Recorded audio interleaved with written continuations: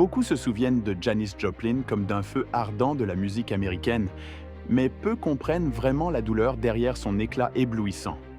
Même 55 ans après sa mort soudaine, les gens se demandent encore pourquoi ceux qui lui étaient les plus proches l'appelaient laide. Une blessure qui l'a poussé sur un chemin d'autodestruction et a finalement conduit à sa fin prématurée. Pendant des décennies, la véritable cause de son décès soudain est restée un mystère. Mais de nouvelles révélations commencent lentement à éclairer ce qui s'est réellement passé. Joplin est-elle vraiment morte d'une overdose de drogue? Ou y avait-il une vérité plus sombre cachée derrière tout cela? Découvrons cette vérité tout en revenant sur certaines de ses photographies les plus rares. Et en attendant, abonne-toi à la chaîne pour ne rien rater des nouvelles histoires inédites sur les stars d'Hollywood. Lâche ton like et clique sur la petite cloche. L'enfance à Port-Arthur a été une série de profondes coupures. L'acné kystique lui a laissé des cicatrices en creux. Son poids a grimpé et les moqueries ont tranché comme des couteaux. Ses camarades de classe lui ont donné des surnoms cruels, poussant Janis dans les coins sombres de la salle de classe. Elle a un jour avoué « J'étais une paria ». Alors que d'autres filles apprenaient à se maquiller et à flirter, Janis tenait silencieusement sa guitare, avalait ses larmes et écrivait des mélodies imbibées de douleur. En 1960, Janis a obtenu son diplôme de lycée, toujours incertaine de sa place. Elle a essayé l'Université du Texas, mais a rapidement sombré dans la crise. Blessée et rejetée, elle a choisi un chemin différent, la musique. Pas les doux succès pop qui dominaient la radio à l'époque, mais le folk et le blues brut et rebelle, tout comme elle. En décembre 1962, à seulement 19 ans et toujours inscrite à l'Université du Texas, elle a enregistré sa première chanson « What Good Can Drinking Do ». Cet enregistrement a marqué le début d'un parcours musical tumultueux, mais extraordinaire qui toucherait des millions de personnes dans le monde entier. Mais sa vie était sur le point de prendre une direction totalement différente. Lorsque Janis a décidé de quitter le Texas pour San Francisco, à la recherche d'un nouveau départ, elle avait besoin d'échapper aux chaînes d'un esprit en guerre avec lui-même. San Francisco, avec son atmosphère vibrante et son esprit contre-culturel, semblait être l'endroit parfait pour que Janis trouve la paix et l'acceptation. Mais les choses ne se sont pas déroulées comme elle l'espérait. Elle a rapidement sombré dans un monde d'alcool et de drogue. Les performances autrefois enflammées sont devenues ternes alors qu'elle luttait pour rester sur scène tout en combattant ses démons intérieurs. Des rumeurs ont circulé selon lesquelles elle était une accro à la vitesse qui utilisait occasionnellement de l'héroïne. Et les producteurs de musique semblaient plus intrigués par son style de vie sauvage que par son véritable talent. Alors que sa dépendance aux drogues s'intensifiait, les problèmes suivaient. En 1963, elle a été arrêtée pour vol à l'étalage à Berkeley, devenant l'objet de railleries dans les journaux locaux. Malgré d'innombrables signes d'alerte, Janis ne pouvait pas échapper à l'emprise des drogues et de l'alcool. Elle a touché le fond, survivant grâce au repas des soupes populaires, errant sans but avec un corps frêle de 40 kilos et des yeux vides. Sa famille et ses amis, terrifiés de la voir s'autodétruire, savaient qu'ils devaient agir. Ils ont donc élaboré un plan, une fête pour collecter des fonds afin de renvoyer Janis au Texas, loin de l'enfer de la fumée blanche. Au printemps 1965, Janis est revenue à Port-Arthur comme un fantôme de son ancien moi. Fragile, mais avec une lueur de détermination dans les yeux. Elle a arrêté les drogues, s'est désintoxiquée, a adopté une coiffure en chignon excentrique et s'est inscrite en anthropologie à l'Université Lamar, comme si elle essayait de repartir à zéro et de réécrire sa vie. Pourtant, au fond d'elle, Janis savait qu'elle ne pouvait pas rester à Port-Arthur pour toujours. La musique était son véritable destin et elle devait retourner à San Francisco pour le rendre réel. Ainsi, en 1965, Janis est retournée à San Francisco, déterminée à conquérir le monde. Le jour, elle étudiait à l'Université Lamar. La nuit, elle se produisait secrètement en solo dans de petits clubs de musique à Austin, puis se dépêchait de retourner à San Francisco pour prendre des cours de musique supplémentaires. Une fois, elle a même chanté lors d'un événement de collecte de fonds pour la légende du bluesman Lipscomb, bien qu'elle ait lutté contre une peur de la scène si intense que ses mains tremblaient et qu'elle faillit laisser tomber le microphone. Puis le destin est apparu de manière inattendue, non pas sous la forme d'une percée musicale, mais comme une romance frappante. À l'automne 1965, Janis a choqué ses amis en annonçant ses fiançailles avec Peter DeLange, un séduisant employé d'IBM de New York. Peter était si épris qu'il a fait le voyage jusqu'au Texas pour demander la permission de ses parents de l'épouser. Tous deux rêvaient d'une petite maison au bord de la mer, de quelques enfants et de nuits romantiques à la bougie remplie de musique. La robe de mariée avait été choisie et les invitations étaient déjà en cours de planification. Mais la vie n'avait jamais permis à Janis de trouver la paix. Juste au moment où le bonheur semblait enfin à portée de main, Peter a brusquement annulé les fiançailles. Son travail nécessitait des déplacements constants et il ne voulait pas l'attacher à une vie solitaire d'attente. La nouvelle a transpercé son cœur comme un couteau. Elle s'est effondrée pendant des jours. Mais cette fois, au lieu de retourner à l'alcool et aux drogues, Janis s'est relevée. Elle a commencé à voir Bernard Gitano, un travailleur social psychologique qui l'a doucement tirée de l'obscurité. Gitano a ensuite rappelé que Janis était toujours déchirée entre sa soif de célébrité et sa peur de rechuter. Mais il l'a regardée droit dans les yeux et lui a dit « Tu n'as pas besoin de drogue pour devenir une légende.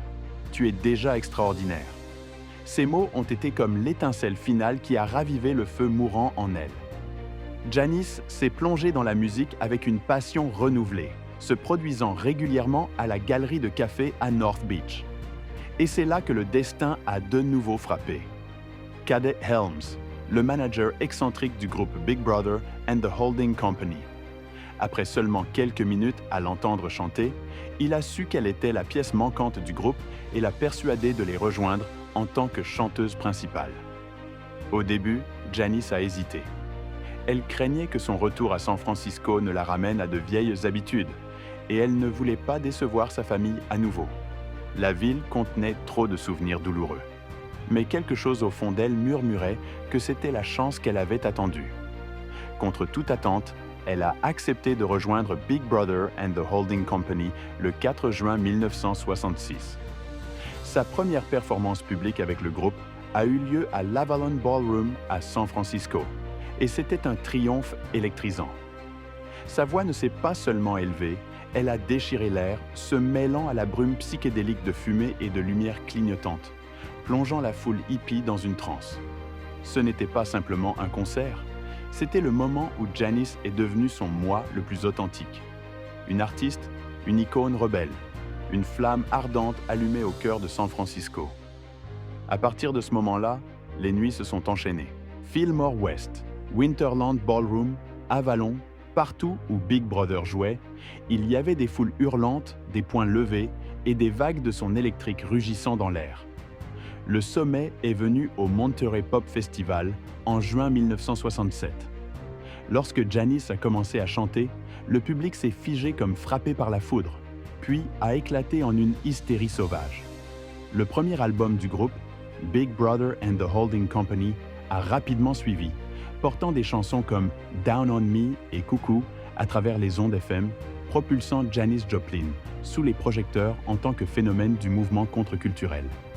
Mais derrière les lumières de scène flamboyantes, une guerre silencieuse la déchirait. Les tentations de l'alcool et des drogues planaient comme des ombres, l'éloignant lentement de l'éclat. Elle avait promis à sa famille de rester sobre et une fois, elle avait même craqué en larmes après avoir surpris son camarade de groupe Travis Rivers et ses amis en train de s'injecter dans leur appartement partagé, furieuse que leur pacte sans aiguille ait été brisé juste devant ses yeux. Le claviériste Steven Ryder et d'autres membres ont désespérément essayé de la protéger de l'attraction mortelle, mais c'était presque impossible. Le programme de tournée implacable, la pression écrasante de briller nuit après nuit, l'ont laissé s'effondrer dans les coulisses, dans des bouteilles et des doses secrètes, comme si seule elle pouvait apaiser les cris dans sa tête. Et puis, juste au moment où les projecteurs semblaient dérouler un tapis rouge, ils se sont soudainement transformés en glace. Au début de 1968, le groupe s'est dirigé vers Chicago pour enregistrer leur deuxième album, une percée qu'ils avaient rêvée pendant des années.